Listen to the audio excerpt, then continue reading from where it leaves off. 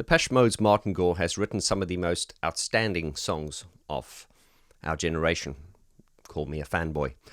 And even if you're not a fan of Depeche Mode, you have to admit that there is a beauty and an unusualness and a complexity to his songs. In this video, I'm going to point out a song which, upon analysis, I feel is possibly one of Martin's greatest moments.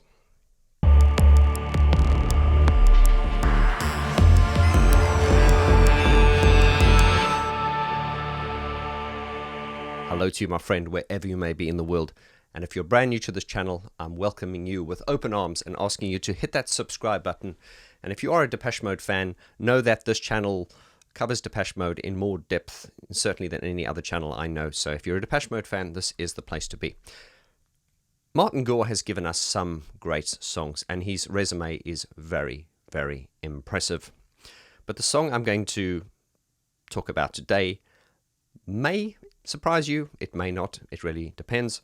But I really think this is arguably one of Martin's best musical moments, and I'm going to explain why I think so. And in this demonstration, as I often do on my channel, I'm going to be doing it on just a straightforward piano sound, not on keyboards or synthesizers. And once again, the reason I do that is because by doing that, your mind is focused more on the melody and the structure as opposed to the synthesized sound. So you're probably wondering, which song is it?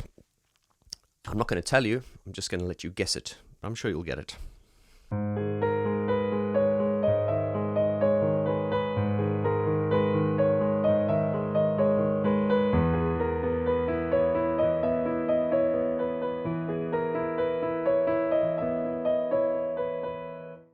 You got it yet? If not, you'll get it now.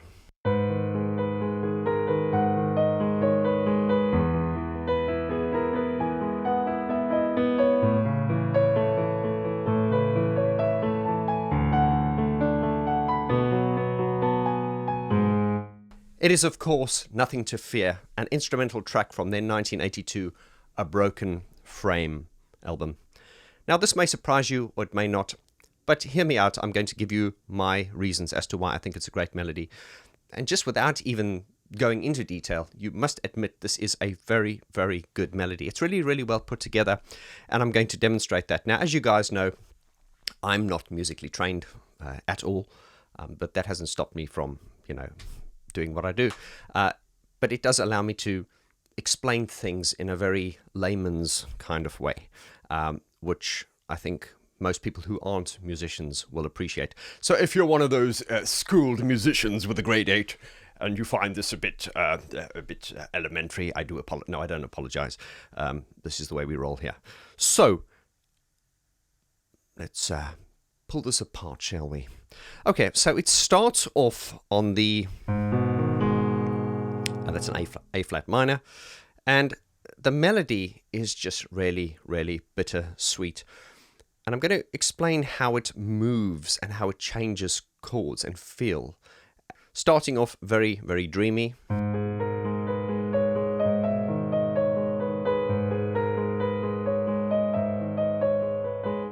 It just moves, the bass notes just move from this, from this A flat to this E over here, with the melody just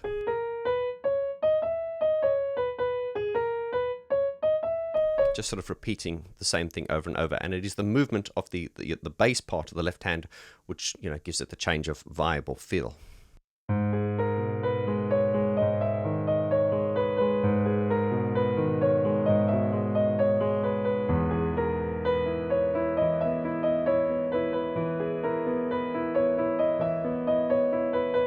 Straight into the main melody, and there's a lot going on here.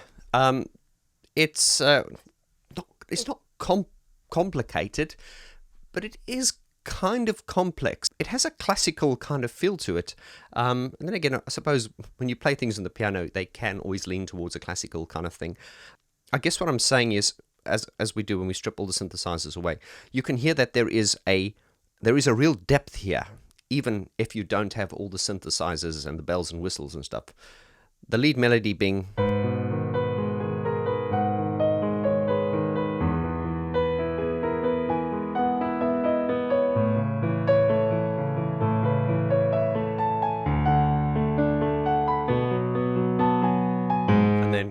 back to the same part again.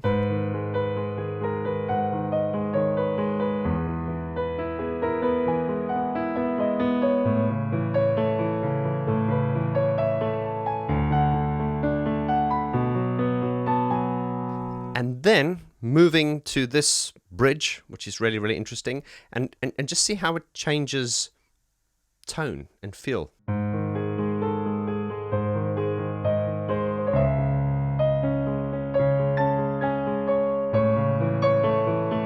And then here comes another shift. And then a key change. The same melody as played in the beginning, but instead of here, it's here.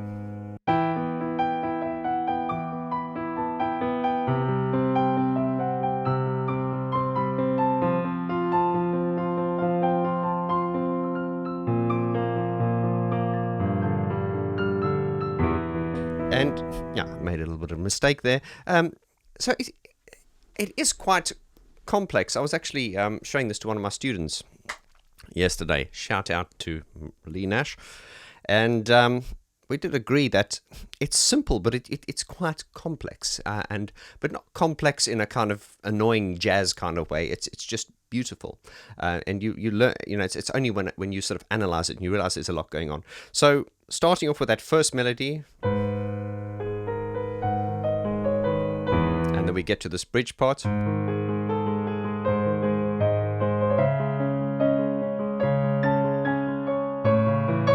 A shift again, and then a key change, and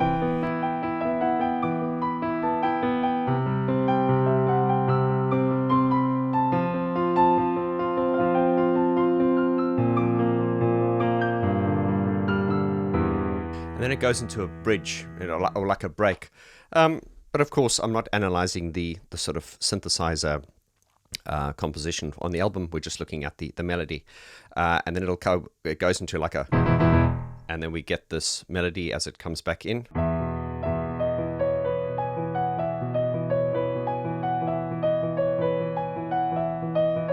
and then back to where we started in the beginning again.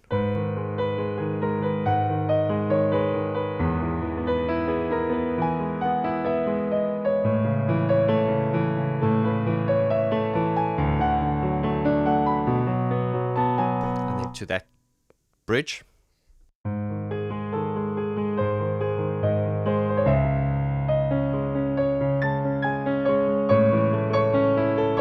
then feel how it changes here again, and then key change,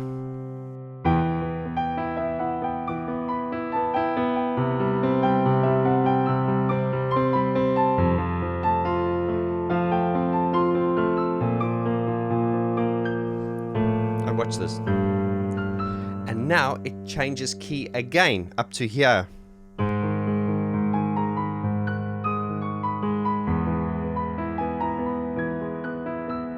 but it's changing key again, but it's actually going back to the original key. And I guess what I'm saying is there's a lot of sort of key changes here which are not really conventional, but this is what makes Martin's music so beautiful. It kind of goes around in a circle. So just to summarize, starts there, and then when we get the bridge,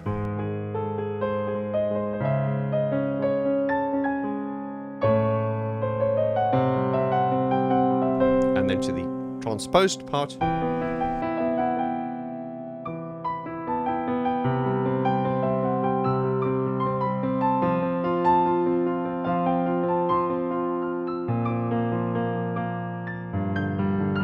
and then it just goes from this G up to the A flat there. So in other words, when it gets to the end part of this, the end section, the key change at the end is going back to the original key. I hope I'm making sense there. So far as vibe and feel, and it's absolutely beautiful. And I do have a video on my channel somewhere. I'll tag it at the bottom here, where I do actually just play it, without the explanation. Beautiful song. And if you like this song and you'd like to learn it, if you're a keyboardist and a pianist, then do consider joining my watchvg.com, which is my streaming site, which has just gone up, and it's a great place to learn piano and basic music production. And also you will find the Songs of Faith and Devotion album review series up there as well, so do check it out. Link in the description below. As far as this song is concerned, forget about what period it came from. I just want you to focus on it musically, and you will see that this is definitely, as far as I'm concerned, one of Martin's most brilliant musical moments ever.